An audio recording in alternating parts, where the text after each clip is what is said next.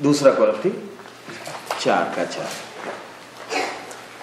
जिन्हां विच इस युग दे ईश्वर ने बेप्रतीतियां ਦੀਆਂ बुद्धां अन्नियां कर ਦਿੱਤੀਆਂ मते मसीह जो परमेश्वर ਦਾ ਸਰੂਪ ਹੈ ਉਹਦੇ ਤੇਜ ਦੀ ਖੁਸ਼ਖਬਰੀ ਦਾ ਚਾਨਣ ਉਹਨਾਂ ਉੱਤੇ ਪ੍ਰਕਾਸ਼ ਹੋਵੇ।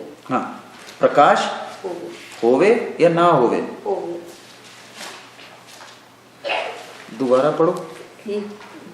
और उन अविश्वासियों के लिए जिनकी बुद्धि इस संसार के ईश्वर ने अंधी कर दी है, ताकि मसीह जो परमेश्वर का प्रतिरूप है उसके तेजों में सुसमाचार का प्रकाश उन पर ना चमके। मते है, मते का मतलब हाँ, ना चमकने के लिए। इधर आप देखिए शैतान ने लोगों की क्या बांध रखी है, बुद्धि क्यों बांध रखी, क्यों बांधी है, क्या नहीं पहचानना उन्होंने। पर प्रभु यीशु के स्वरूप को नहीं समझने का मतलब क्या है, आप बोलो। यीशु के बारे में दुनिया नहीं जानती, जानती नहीं जानती, जानती है।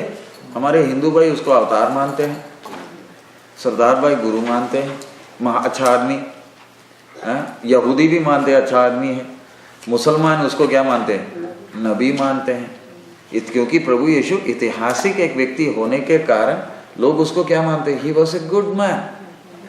लेकिन शैतान ने उनकी बुद्धि बांधी है, उनको मालूम है यीशु के बारे में। यीशु का कौन सा बात नहीं मालूम उनको, कौन सा बात, कुछ बात उनसे क्या करके रखा है, छुपा कर रखा है।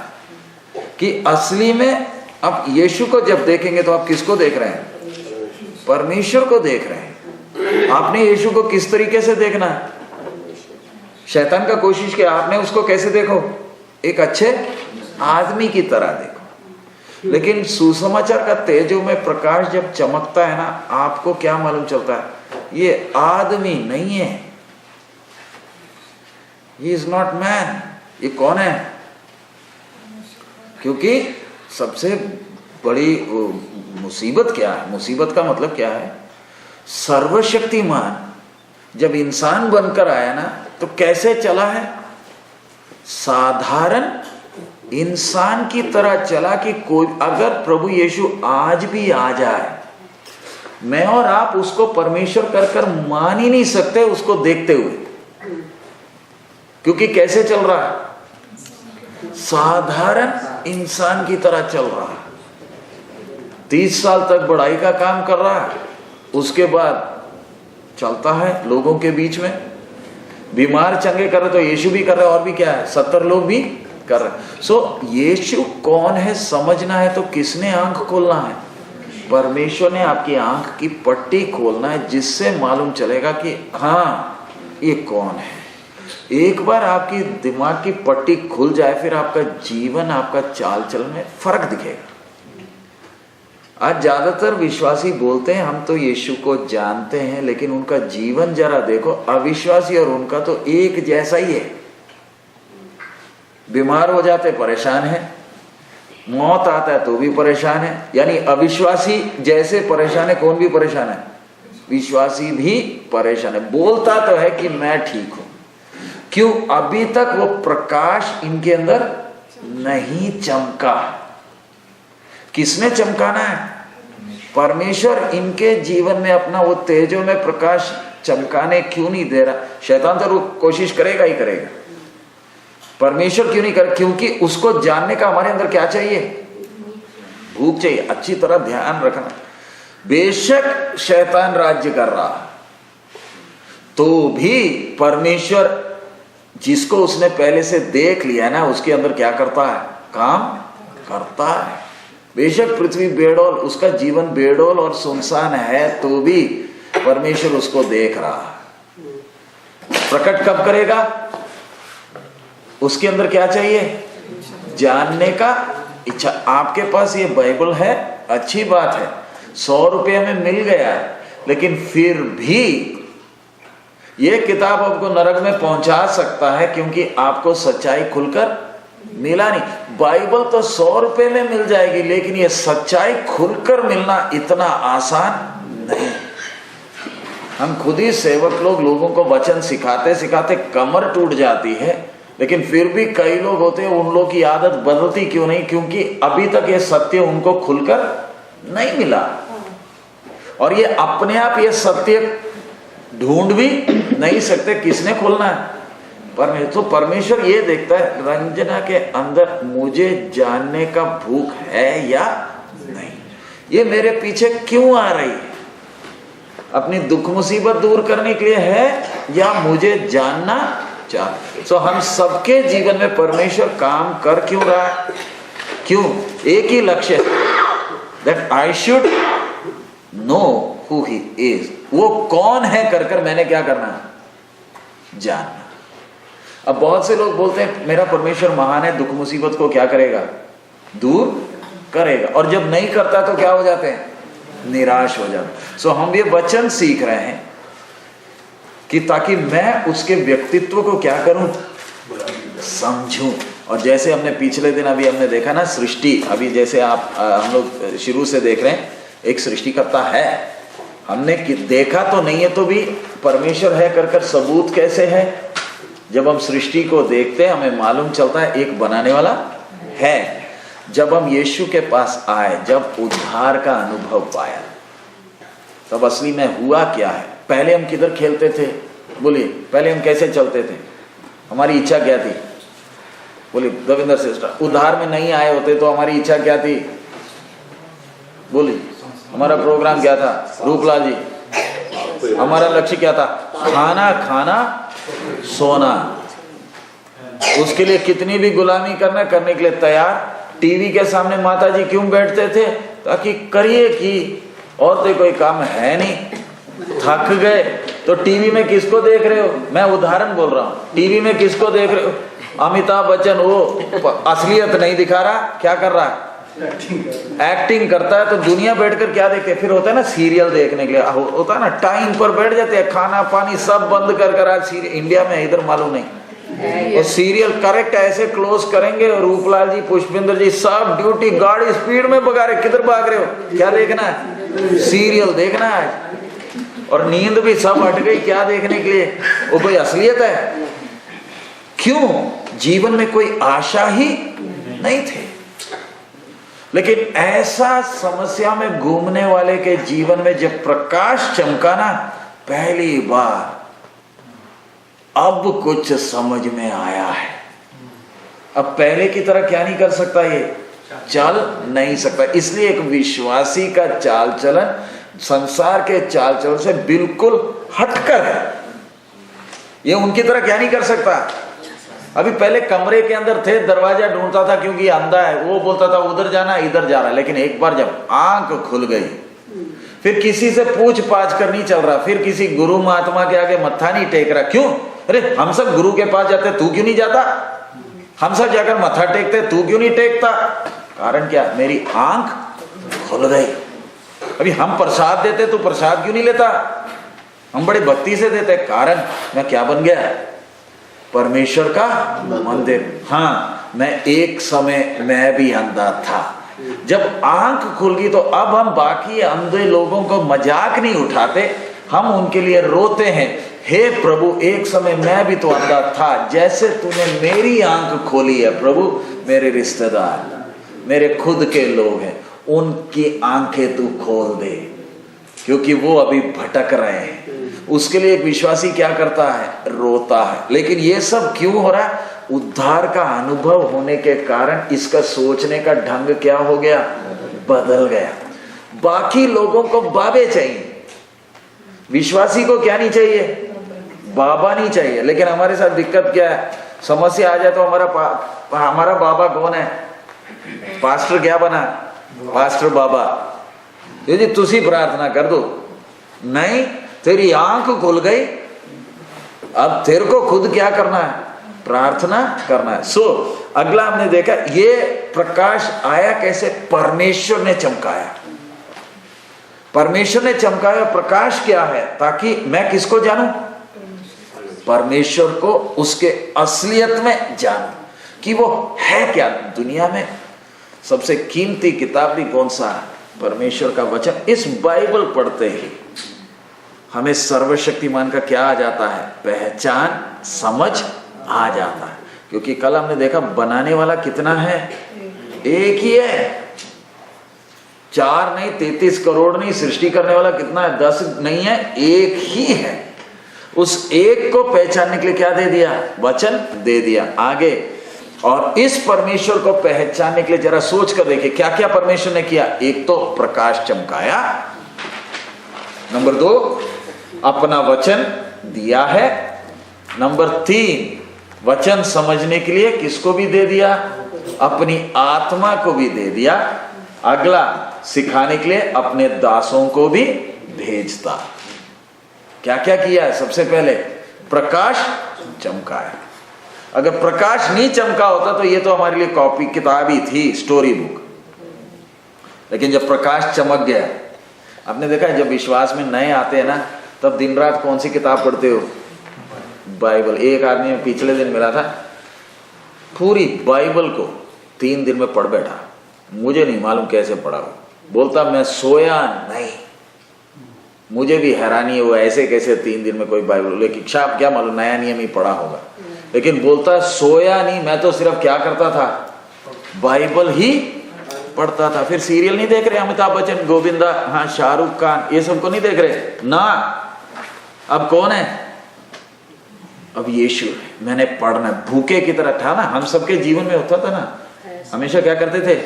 लेकिन फिर धीरे धीरे क्या हो गया? धीरे धीरे क्या हो जाता है? बाइबल पढ़ने का क्या नहीं है? मन नहीं। सो प्रभु ने अपना प्रकाश चमकाया, क्या दिया? वचन दिया। इसको लिखने वाला आत्मा भी दिया, समझाने के लिए कौन भी दिए? सेवकों को भी दिया। तो अब एक विश्वासी के जीवन का एक ही सबसे मुख्य बिजनेस क्या है? सबसे पहला काम क्या है?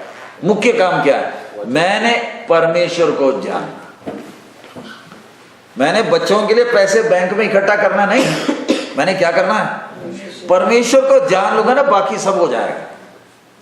लेकिन आप परमेश्वर को छोड़कर भागोगे तो बाकी सबका बाजा बजाओगे। तो एक विश्वासी का मुख्य जीवन का लक्ष्य क्या है? मैंने इसे जानना। ये कभी नहीं बोल सकता मैंने जान लिया, क्योंकि जितना जानता है क्या बोलता जा रहा है? मैं तो उसको जानता ही नहीं, और भी जानना है। इसलिए हमने पढ़ा है भजन संहिता 9 का 10, वो हमने पढ़ लिया। जो तेरे नाम को जानेंगे वो तुझ पर क्या रखेंगे? विश्वास रखेंगे। सो विश्वास आएगा कैसे? हम बहुत बार बोलते हैं अंकल जी को किडनी लिवर मिल गया तो हमें बहुत विश्वास हो गया। वो विश्वास नहीं है, वो हमारी इच्छा है। समझ में आया? फर्क समझ में आया? हमें लगता है वो क्या है? विश्वास है। वो हमारी इच्छा है। विश्वास कैसे आता है? बीमार ठीक होने से नहीं, लिवर मिलने से नहीं। विश्वास आएगा वचन के अलावा कोई और तरीके से विश्वास आता नहीं है। विश्वास का एक खूबी क्या है? ये रोज पौधे की तरह क्या करता है? बढ़ता है। ये नहीं कि 2 दिन ऊपर चढ़ेगा तो तीसरे दिन नीचे ग्राफ आ जाएगा, नहीं। विश्वास प्रतिदिन क्या होता जा रहा है? बढ़ता जाता। लेकिन बढ़ना है तो क्या खाना है? वचन खाना, वचन पढ़ना। वचन के द्वारा विश्वास आता है। पौलुस बोलता है मैंने जिस पर विश्वास किया उसे मैं क्या करता हूं? जानता हूं। पौलुस के जीवन को हमने देखा, प्रकाश जब चमका उसका जीवन ही क्या हो गया? कलीसिया को सताने वाला। नए नियम के कितने किताब लिखा? 14। कौन? कलीसिया को सताने वाला। कलीसिया का पहले शहीद के पीछे इसका हाथ था। परमेश्वर ने इसी से ही क्या लिखाया? नया नियम लिखवाया। कितने कष्ट में से गया, और आखिरी में क्या बोलता है? मैंने अपना दौड़ पूरा कर लिया। उससे पहले क्या बोलता है? लाभ की सब बातों को हानि। पौलुस, तू तो स्टीफनोस को मार रहा था, तू अभी ये क्यों बोल रहा है?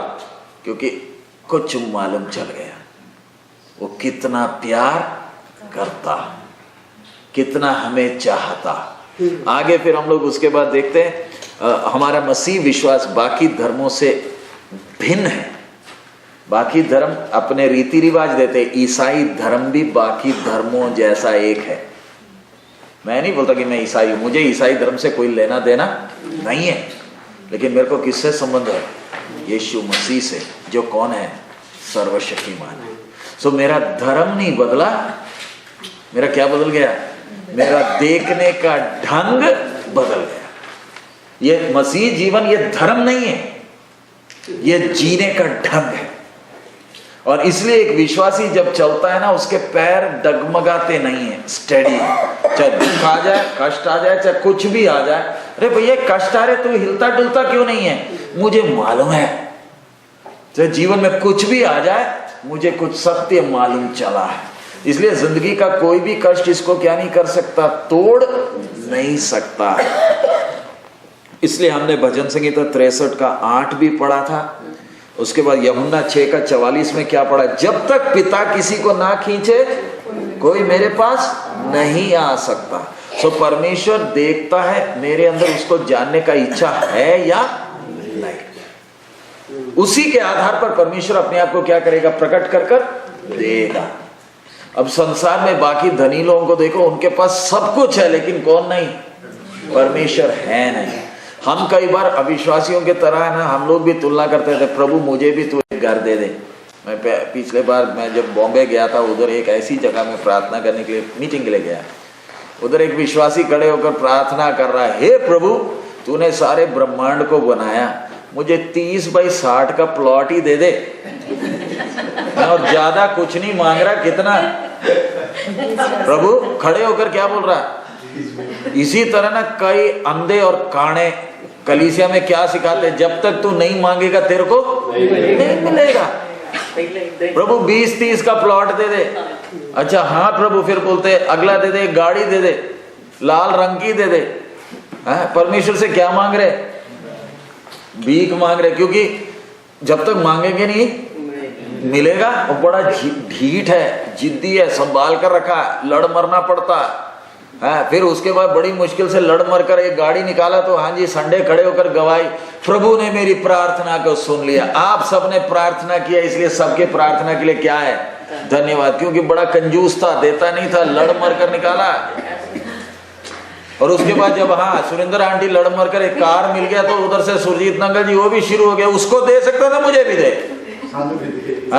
पुष्पिंदर बोलता है उसका, मेरा पड़ोसी का घर इतना है, मुझे भी बड़ा कोठी चाहिए ताकि लोग बोले इसका परमेश्वर महान है। इसलिए ना इधर केनिथ कोपलैंड का अपने घर के पास में बाहर उसका एयरपोर्ट है, कोपलैंड एयरपोर्ट, एयरप्लेन्स के फ्लीट हैं उसके पास। और दुनिया बोलते ये है महान परमेश्वर। ये नहीं है परमेश्वर का महानता का निशानी। ऐसे है तो परमेश्वर का सबसे प्यारा कौन है? शाहरुख खान, है ना, सचिन तेंदुलकर, अमिताभ बच्चन, ये परमेश्वर के ज्यादा प्यारे हैं। सच है। बिल गेट्स, आज पेपर में न्यूज में आया ना, दुनिया का सबसे धनी कौन है? Bill Gates. हम ये उसके पास जाकर बोले तू यीशु के पास आ जा, तुझे आशीष मिलेगी, वो बोलेगा क्या आशीष, तू इधर ही आ जा, 5 मिनट का प्रोग्राम है, मत्था ही टेकना है, मन की सारे मुरादें पूरी हो जाती है। सच्चाई में जब आएंगे, मसीहत और बाकी में फर्क क्या? इधर हमारी मन की कोई मुरादें पूरी नहीं होगी, जिसने बनाया है उसकी मुरादें पूरी करनी पड़ेगी। इसलिए जिसको जाना जाए, मुरादें पूरी करने के लिए बहुत सी जगहें। यीशु के पीछे जो आता है किसके लिए आता है? अपनी मन की मुरादें पूरी करने के लिए नहीं, उसका एक ही लक्ष्य क्या है? अब उसकी इच्छा मेरे जीवन में पूरी हो जाए। अब मैं जीऊंगा तो किसके लिए जीऊंगा? मसीह के लिए जीऊंगा। मैंने सिर्फ विश्वास ही अकेला नहीं किया, मैंने क्या दे दिया? अपना जीवन भी उसके हाथ में दे दिया है। क्यों जीवन तूने दे दिया? तेरा जीवन देने का रहस्य क्या? मुझे मालूम चला है कि ये पत्थर नहीं है, मुझे मालूम चला इसको श्लोक या जप करने का जरूरत नहीं, ये जिਉਂदा है। जिਉਂदा का मतलब ये बातें करता है, जीवित है। बाकी लोग मालूम है पत्थरों के सामने क्या क्या नहीं कर रहे, मेरे और आपके साथ कौन है? जीवता मेरे साथ है। मुझे उसको कंधे पर उठाकर कहीं जाने का जरूरत ही नहीं है, वो बातें करता है। कितना बड़ा सौभाग्य, मैंने उसके हाथ में जीवन दे दिया, क्योंकि वो क्या है? जीवित है, मेरे साथ है। कैसे मालूम तेरे साथ है? उसकी उपस्थिति को मैं क्या करता हूं? महसूस करता हूं। इसलिए मैं कोई फोटो लेकर नहीं चल रहा, क्योंकि वो जिंदा है। हाँ, जब वो मर जाएगा ना, तब मैं क्या लेकर चलूंगा? फोटो लेकर चलूंगा। सो वो जिंदा है और मुझे क्या भी करता है? प्यार भी करता है। उसके बाद आगे हमने देखा था, परमेश्वर को जानना अचानक होने वाली बात नहीं, उसको टाइम लगता है सीखने के लिए। जैसे जैसे चलते हैं, यह हमारा जीवन एक सफर है। ये सफर में हम किसके साथ चल रहे हैं? परमेश्वर हमारे जीवन में दुख में सुख में सब में हमारे साथ है। वायदा देखिए ना, जैसे परमेश्वर का वचन बात करता है, दुनिया का और कोई किताब बात करता है? हाँ, तराजू में आप एक साइड में दुनिया के सारे धार्मिक किताबें रख लो, दूसरे साइड में ये किताब रख लो, छोटी सी है, इसका वजन बाकी सबसे बहुत भारी है। सीधा स्पष्ट भाषा में बात करता है, मैं कहां से आया, किसके लिए आया हूं, कहां जाऊंगा। बाकी पोथियां सारी पढ़ने के बाद भी तू कहां से आया पता नहीं, किसके लिए आया, पिछले जन्म का कुछ भुगत रहा हूं तो इधर कर रहा हूं, किधर जाएगा वो भी कुछ मालूम नहीं। लेकिन परमेश्वर का वचन साफ बताता है, मुझे बनाने वाला एक बनाया है, एक बड़े मतलब से है। और वो मतलब क्या है? मैंने उसको नजदीकी से जानना है। क्यों जानना है? ताकि इधर मेरा दौड़ खत्म होने वाला नहीं है, एक अनंत काल है, मैंने उसके साथ वास करना है, राज्य करना है। सो मुझे एक बड़े मतलब से उसने बनाया है। आगे फिर हमने देखा, और हमें परमेश्वर ने बनाया कैसे है, हम परमेश्वर के साथ ये संबंध कर कैसे सकते? अभी देखो ना, कुत्ते या बिल्ली वो अपनी कन्वेंशन चलाते हैं, बाइबल स्टडियां चलती है उनकी, कोई मंदिर मस्जिद जाते हैं। हम क्यों जाते हैं? क्योंकि हमें बनाया ऐसे है कि हम परमेश्वर को क्या कर सकते हैं? जान सकते हैं। हमने पहले सीखा ना, शरीर दिया, शरीर में कितनी इंद्रियां हैं? 5 इंद्रियां दी हैं, ठीक है, ये शरीर हो गया। प्राण में क्या क्या है? प्राण में हमारा सोच है, समझ है, नंबर 2 हमारी इच्छा शक्ति है, नंबर 3 क्या है? भावना है। 3 आत्मा में क्या क्या है? सबसे पहला हमारा विवेक, नंबर 2 अंतर्ज्ञान, नंबर 3 हमें परमेश्वर के साथ हम क्या कर सकते हैं? संगति, यानी परमेश्वर की उपस्थिति को मैं क्या कर सकता हूं? एहसास कर सकता हूं। समझने के लिए अब मैं अंधा हूं और बहरा। आप में से कोई एक कमरे में आ जाए ना, मुझे कोई आइडिया नहीं लगेगा। आप बोलोगे ये बंदा चुप ही क्यों है? कान तो है लेकिन इसको क्या नहीं है? सुनाई नहीं देता। अभी आपको मालूम है, कई बच्चे ऐसे होते हैं, उनके जन्म से बहरे होते हैं, लेकिन कुछ समय बाद उन लोग की जब कान खुल जाती है ना, उनका बात करने का ढंग अभी भी सुधरा नहीं। क्यों? उसको अभी मालूम चल रहा है ये जो चीज गिरा है ना, ये चाबी है, क्योंकि उसने अभी सीखना है। हमें तो इधर ग्लास नीचे गिरे तो एकदम मालूम चल जाता है ग्लास गिरा, क्योंकि हमारे कान को आइडिया है। बोलने का मतलब, परमेश्वर ने हमें ऐसे बनाया कि मैं या माता जी किसको जान सकते हैं? परमेश्वर को जान सकते, इसलिए अपने स्वरूप और समानता में बनाया। फिर हमने देखा किस प्रकार पुराने नियम में मूसा, दाऊद, पौलुस परमेश्वर को क्या करते थे? जानते थे, उनका चाल चलन कैसा था। आजकल सबसे ज्यादा दिक्कत क्या है? जानने का क्या खत्म हो गया है? भूख खत्म हो गया। अब जानने का भूख नहीं है, परमेश्वर अपने आप को क्या नहीं करके देगा? खोलकर नहीं देगा। इसलिए अभी आखिरी में हमने पढ़ा हुआ आयत कौन सा था? इब्रानी 10:19। उसमें क्या लिखा है? वचन के द्वारा हमें मिला हुआ सौभाग्य के हम दिलेरी से किधर जा सकते हैं? परमेश्वर के अति पवित्र स्थान में जा सकते हैं। अब कोई पर्दा नहीं है जो मुझे परमेश्वर के चरणों में रोकने के लिए। अब कोई पर्दा है नहीं। लेकिन मालूम है, आज बहुत तेरे लोग किधर खड़े हैं? मंदिर के बाहर, आंगन में या पवित्र स्थान में। क्यों? अपना खुद का खुद अपने लिए मरे नहीं है, इसलिए किसके नजदीक नहीं जा पाते? परमेश्वर के नजदीक नहीं जा पाते। अब हम देख रहे हैं परमेश्वर चीज क्या। पढ़िए अय्यूब 38:1 से, जॉब 38:1 ऑनवर्ड्स।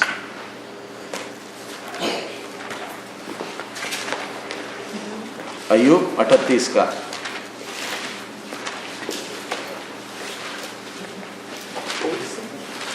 38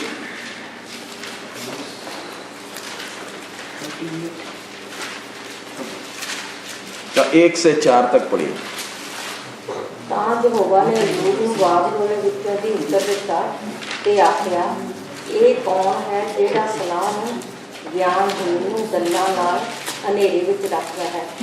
ਮਰਦ ਵਾਂਗੂ ਜਰਾ ਆਪਣੀ ਕਮਰ ਕੱਸ, ਮੈਂ ਤੇਰੇ ਤੋਂ ਸਵਾਲ ਕਰਦਾ ਹਾਂ ਅਤੇ ਤੂੰ ਮੈਨੂੰ ਸਮਝਾ, ਤੂੰ ਕਿੱਥੇ ਸੈਂ ਜਦ ਮੈਂ ਧਰਤੀ ਦੀ ਨੀਂਹ ਰੱਖੀ, दस जे तू समझ रखता है। इधर मैं पढ़ रहा हूँ, इधर परमेश्वर कहता है मनुष्य से बातें कर रहा है। तब यहोवा ने अय्यूब को आंधी में से यूं उत्तर दिया, ये कौन है जो अज्ञानता की बातें कहकर युक्ति को बिगाड़ना चाहता है। पुरुष के समान अपनी कमर बांध ले, क्योंकि मैं तुझसे प्रश्न करता हूँ, तू मुझे उत्तर दे। जब मैंने पृथ्वी की नींव डाली तब तू कहाँ था, यदि तू समझदार हो तो उत्तर दे। यानी परमेश्वर का वचन, ये बाइबल का खूबी क्या है, इतने अधिकार से बात करता। परमेश्वर इंसान से क्या कर रहा है, अधिकार से क्या बोल रहा है, तू कहाँ था मैंने जब इस पृथ्वी की क्या की नींव डाली। अब हमारे वैज्ञानिक लगे हैं ना, पिछले दिन यूरोप में उन्होंने वो बड़ा टनल बनाया, साइक्लोट्रॉन पता नहीं क्या क्या किया, एटम वगैरह निकाले। उन्होंने बोला फाइनली एक गॉड पार्टिकल निकला, बोला हमें मालूम चल गया शुरुआत कैसे हुई। अब अगला इन लोग वॉशिंगटन से नॉर्थ डकोटा के लिए 200 किलोमीटर का अगला सुरंग बना रहे हैं अंडरग्राउंड 100 मीटर नीचे, किसके लिए, 2 पार्टिकल को मारेंगे ताकि मालूम तो चले ये बना गया।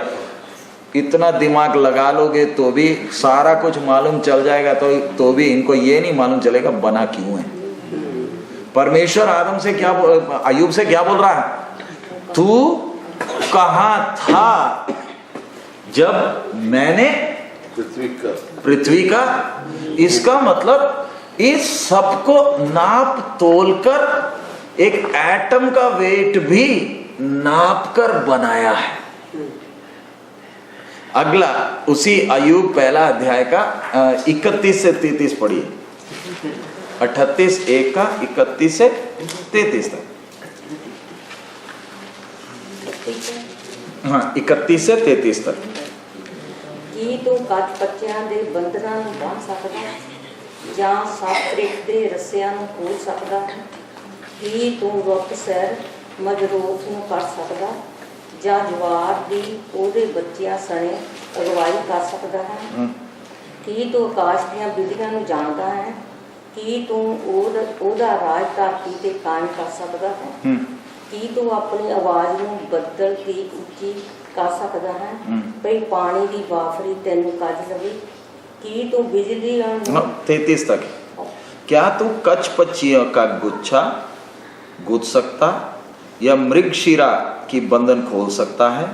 क्या तू राशियों को ठीक ठीक समय पर उदय कर सकता है, या सप्तऋषि की साथियों समेत लिए चल सकता है? क्या तू आकाश मंडल की विधियां जानता और पृथ्वी पर उनका अधिकार ठहरा सकता है? इन सब से हमें क्या मालूम, परमेश्वर क्या बोल रहा है, कितने अधिकार से, तू तो बड़ा ज्ञानी है, तेरे को तो सब कुछ मालूम है। अच्छा तो ये बता दे, ये सब क्या है, ये जो ऊपर ये ऋषियां ये जो बताएं, ये सब क्या, ताराओं का झुंड है। परमेश्वर बोलता तेरे को मालूम है चलते कैसे हैं, तू तो बहुत स्मार्ट है। इसलिए ना वचन में लिखा है, परमेश्वर के चरणों में जब हम प्रार्थना करते हैं ना, कल एक सिस्टर आई, रोमेनियन सिस्टर, बोलती है मैं तो प्रार्थना करना ही भूल गई जब से क्लास में आई, क्योंकि पहले तो बैठकर क्या करते थे, ए प्रभु तेरा धन्यवाद हो, मेरे बच्चों को क्या करना, संभालना। मैं आज अभी जा रही हूँ गाड़ी में मेरे साथ रहना, क्योंकि बेचारे को मालूम ही नहीं है। हम तो परमेश्वर को बताते हैं करना कैसे। इधर अय्यूब बड़े लंबे लंबे डायलॉग मार रहा, और आखिरी में 38वां अध्याय आ गया, बोल परमेश्वर बोलता तू बोल बेटा, तू बता तू किधर था जब मैंने इसको क्या की, तेरे को मालूम है ये ताराओं का सिस्टम। ये परमेश्वर हमें क्यों बोल रहा है, इसका मतलब ये नहीं कि हमने प्रार्थना नहीं करना, हम प्रार्थना और करते हैं, पहले जितना करते हैं उससे ज्यादा करते हैं।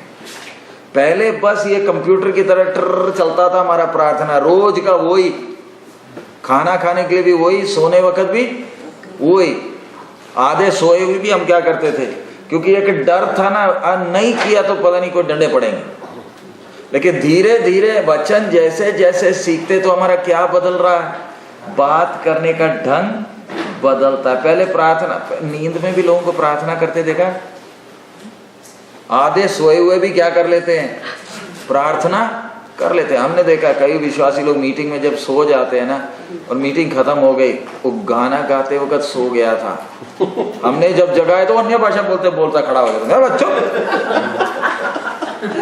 मीटिंग खत्म होगी और एकदम जब नींद खुली तो क्या बोल रहा है, क्यों, जब सोया था ना तब क्या चल रहा था, यह अन्य भाषा नहीं है, अपना रटा हुआ बोल रहा है।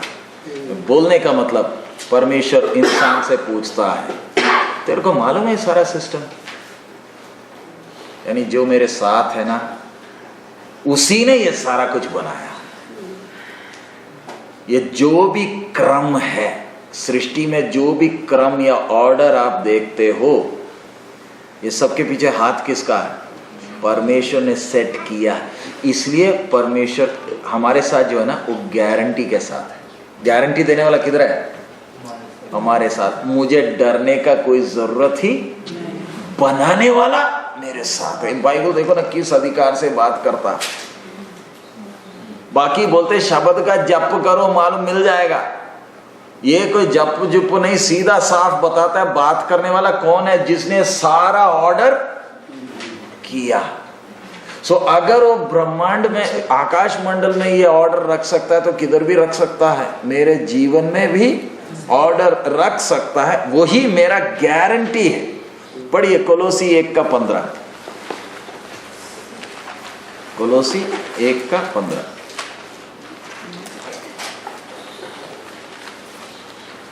ਉਹ ਅਲੱਗ ਪਰਮੇਸ਼ਰ ਦਾ ਰੂਪ ਅਤੇ ਸਾਰੀ ਸ੍ਰਿਸ਼ਟੀ ਵਿੱਚੋਂ ਦੇਖਾ ਹੈ। कोलोसी 1:15। वह तो अदृश्य परमेश्वर का प्रतिरूप और सारी सृष्टि में पहलौठा है।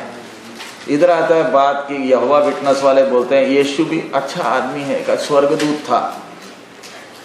बहुत अलग अलग उपदेश आते हैं। अच्छी तरह हमने समझना यीशु कौन है।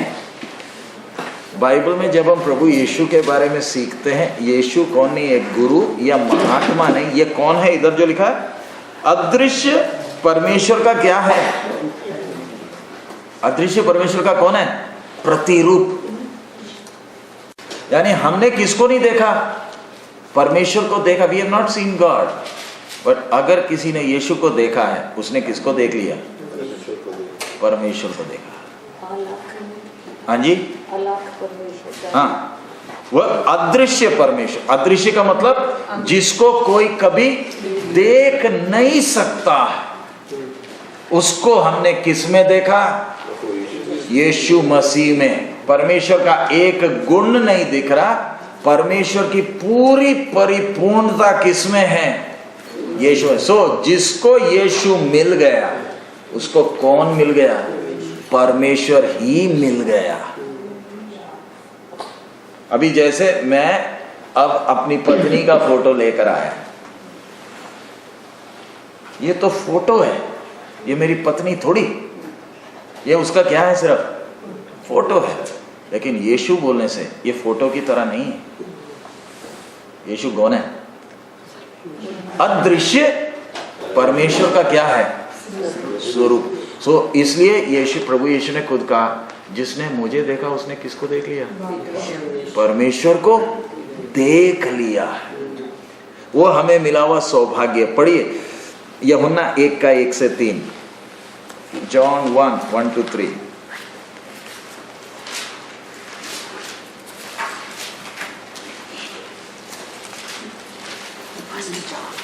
फर्स्ट जॉन नहीं, यूहन्ना सुसमाचार 1 अध्याय 1-3।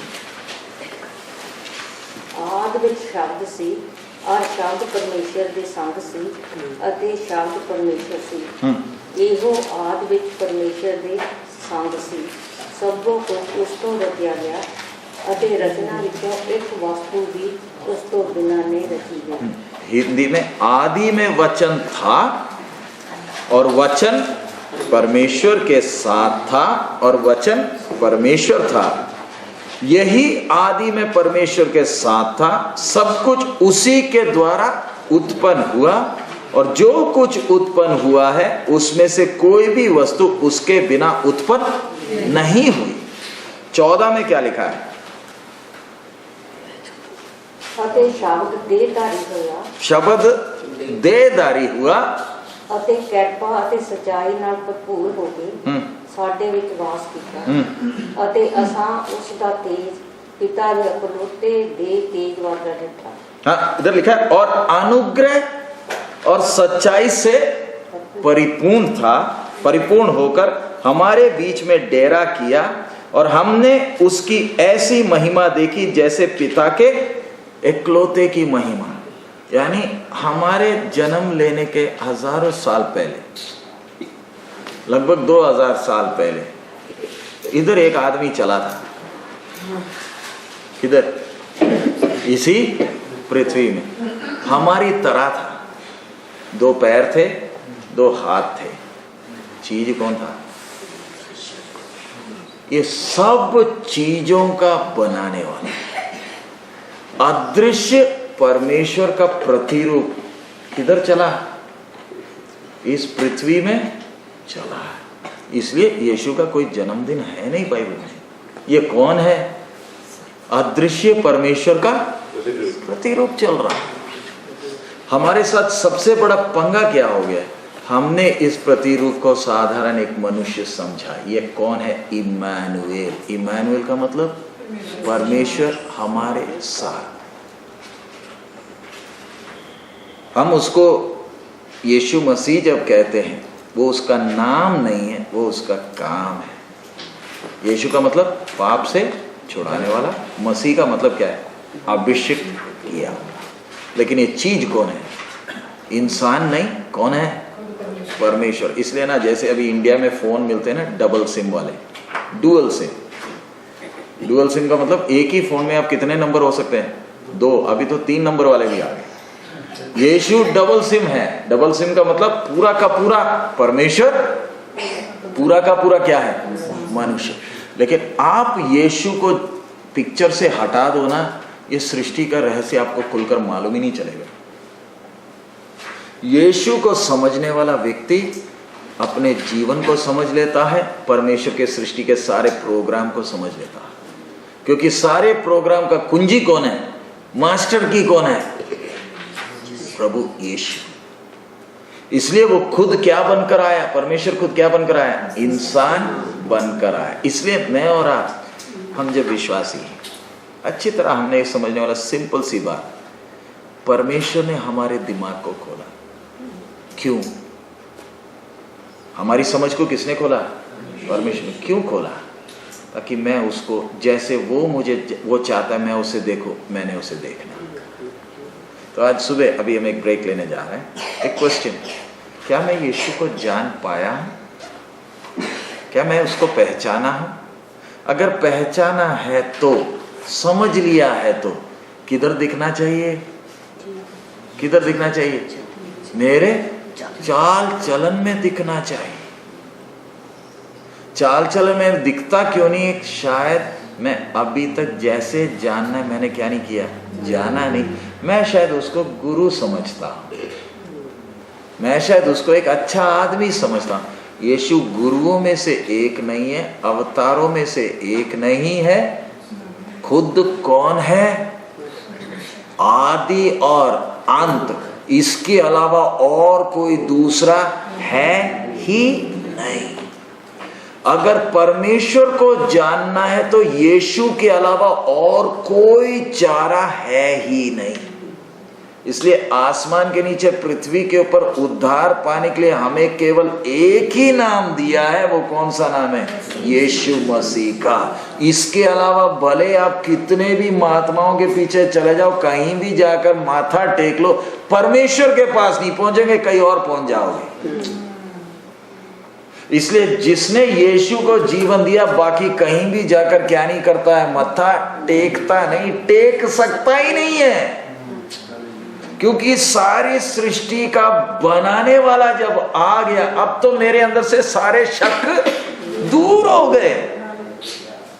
अब मुझे कहीं भी जाकर, बाकी दुनिया मत्था टेकते टेकते जा रही है, मैं सड़क में टेकते टेकते क्यों नहीं जा रहा? मैं खुद परमेश्वर का क्या बन गया? मंदिर बन गया। अब दूसरे प्रसाद देने के बाद मैं क्यों नहीं प्रसाद खाता, ये खाने में क्या रखा है, असली आशीष तो मेरे अंदर आ गई। अब मुझे आशीष की चिंता नहीं, मेरी आशीष कौन है, मुझे यीशु मिल गया, वो मेरा सब कुछ है। अब इसलिए मेरा प्रार्थना क्या होना, हे प्रभु मिल तो गया लेकिन काफी नहीं, अब मैंने तेरे को और नजदीकी से क्या करना है, जानना है। और इसको जैसे जैसे जानता जाऊंगा मेरा अंदर का सारा टेंशन भी क्या होता जा रहा है, खत्म होते जा रहा। इसलिए सबसे बड़ा सौभाग्य कौन मिल गया, यीशु मिल गया। इसलिए गाना गाते हैं ना, जब से प्यारा मेरा जीवन बदल गया, जब से मैंने उसे पाया मेरा जीवन, रात काली बीत गई हुआ सवेरा, सुबह का तारा देखो चमका यीशु मेरा। इसलिए मैंने ये गीत गाया। हमारे जीवन में चाहे कितना भी टेंशन आ जाए, कोई टेंशन नहीं, क्यों, मिल गया। अब मुझे कहीं ढूंढ कर कहीं जाने का जरूरत ही, अभी तक मैं भटकता था, मेरा भटकना क्या हो गया, बंद हो गया। कैसे बंद हो गया, यीशु में तूने किसको देखा, वो ईसाइयों का गुरु नहीं है, वो कौन है, सृष्टिकर्ता खुद इंसान बनकर चला। आइए अभी आपको 10 मिनट का ब्रेक ले लें, उसके बाद फिर हम लोग आगे क्लास में जाएंगे।